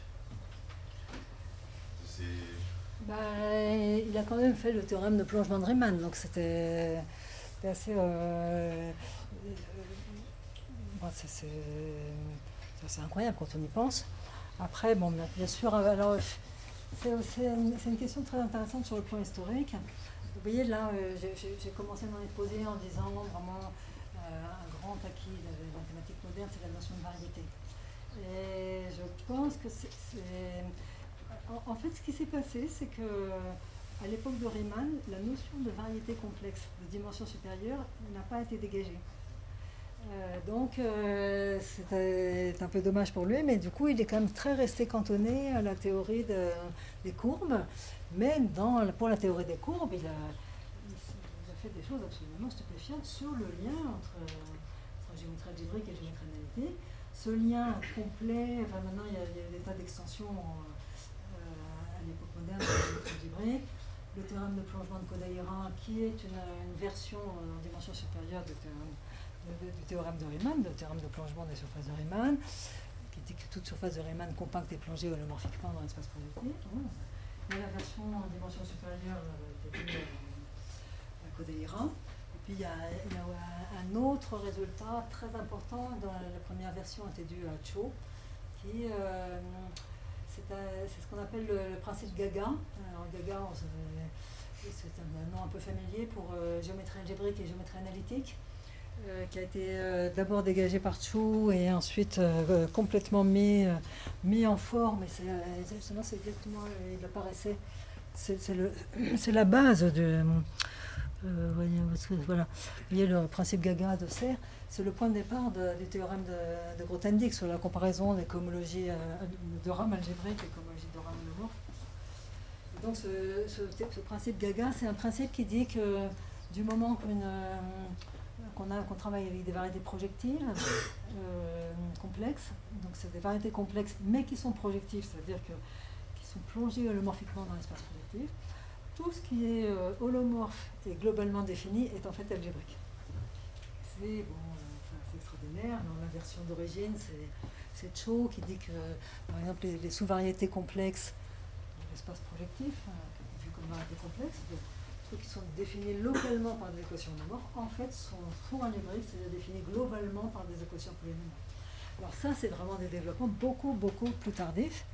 Et pour revenir à la question sur Riemann, il a fait des choses tout à fait de cette nature, mais en se cantonnant totalement au cas des courbes, et pour la raison un peu bête que la notion de variété complexe n'a émergé que, je pense, au milieu de... Enfin, j'exagère peut-être un petit peu, mais bon, oui, grosso modo au milieu du XXe siècle, très tardivement en fait.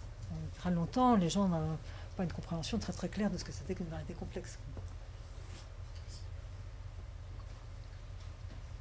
On peut prendre une dernière question.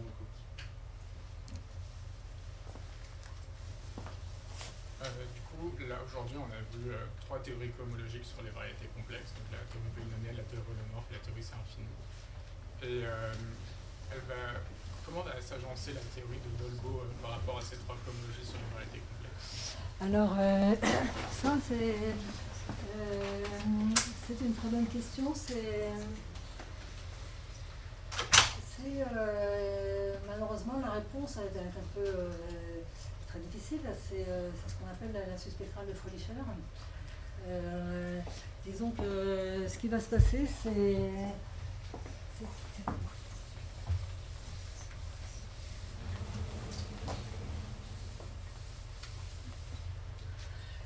bien, en fait, comment le dire?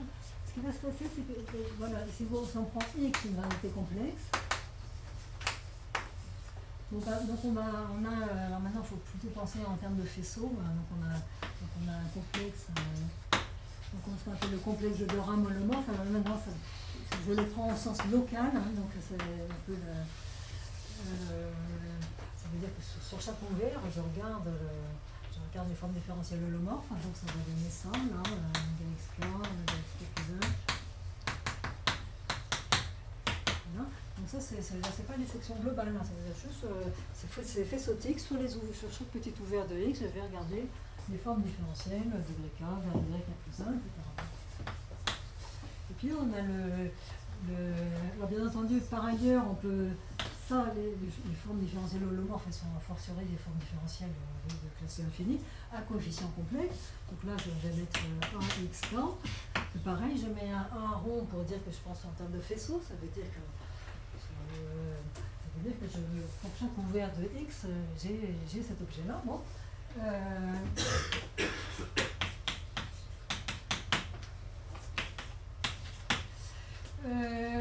Et donc là, bon, pareil, j'ai le différentiel extérieur et donc le complexe. Donc ça, c'est le complexe de Rame holomorphe, il est là. Et là, j'ai le complexe de Rame. C'est infini. Donc, si je mets les formes différentielles, ça fait à coefficient complexe. Parce que ça pourrait être un coefficient réel. Mais maintenant, ce que me dit le lemme de Poincaré holomorphe, c'est que ces deux complexes sont que celui-ci, on sait bien qu'une forme fermée est localement exacte, ça dit que ce complexe est en fait une résolution de C, donc il est acyclique, évidemment. Ça c'est par Poincaré. Acyclique, ça dit exactement qu'une forme fermée est localement exacte. Bon. Donc, quand je dis acyclique, c'est-à-dire localement acyclique en tant que faisceau. Mais en fait, on a une version du théorème du lemme de Poincaré, c'est le lemme de Poincaré holomorphe.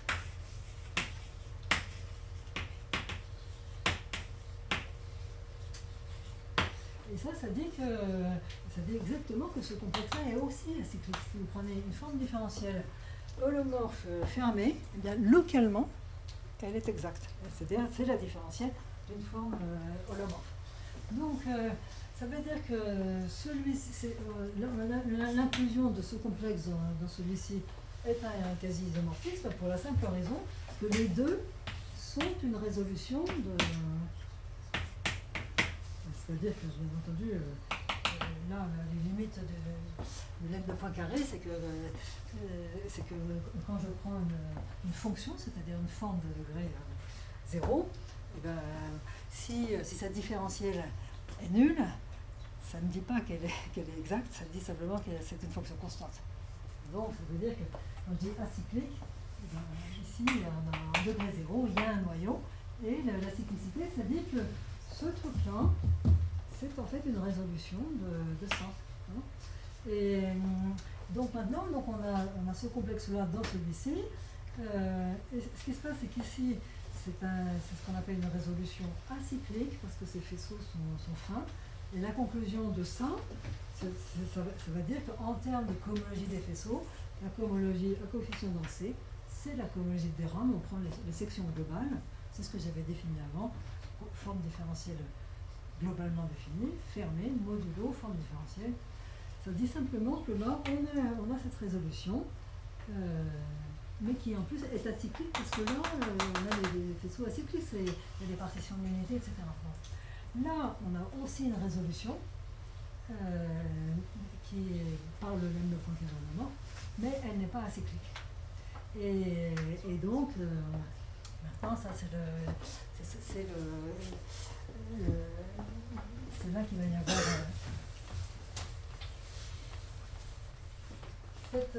ce fait-là ici, plus le fait que ce complexe, que les faisceaux qu'on a ici sont acycliques, ça va nous dire que HI de XC, c'est section globale de X, XI. Donc on prend les sections globales, je vais fermer, donc c'est la cohomologie HI.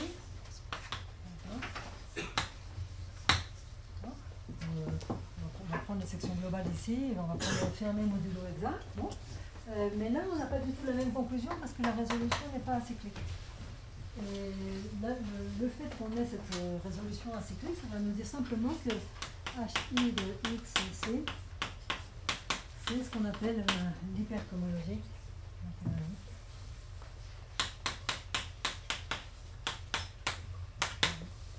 Et ça dit que dans la cohomologie de X,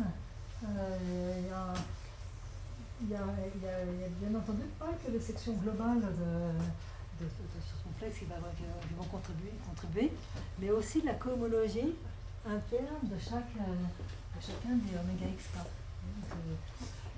Ça c'est la théorie de l'hypercohomologie qui nous dit ça. Alors, bien entendu, on peut le faire aussi à la main en disant le complexe de Rym total, en fait, c'est le complexe de Rym, c'est aussi le complexe total associé pour chacun des oméga xk, on va avoir un complexe de Dolbeault ici. Donc ça va être comme ça, oméga xk va aller vers C infini de oméga xk. Ça va donner 1,01 de oméga xk. Une autre manière de voir, c'est juste une manière explicite de calculer l'hypercohomologie. Ça va dire qu'on va prendre, pour chacun des oméga xk, on va prendre la résolution de Dolbeault, qui elle est une résolution acyclique. Et après, on va faire, donc à la fin, on va avoir des A0 Q d'oméga x p. Hein? Donc, là, l'oméga xp, je fixe le p, je prends la résolution de Dolbeault, ça me donnait des choses comme ça, et puis après je prends les sections globales. Voilà. Et ce truc-là, ça met deux différentiels. Là, le différentiel D qu'on appelle delta aussi, le différentiel des différentiels holomorphes, et puis ici j'ai le delta bar qui différencie comme ça. Donc en fait j'ai un complexe double, et le complexe simple associé à ce complexe double, c'est en fait le complexe de Rym. Mais bon, c'est pas, je trouve, c'est comme ça que les choses s'agencent, mais la vraie réponse, c'est qu'on a soit cette formule-là avec l'hypercohomologie, mais à valeur dans un complexe qui n'est pas acyclique, donc il faut faire quelque chose pour tenir compte, soit un complexe acyclique, et donc l'autre formule visuelle. Bien. Je crois qu'on peut remercier encore une fois.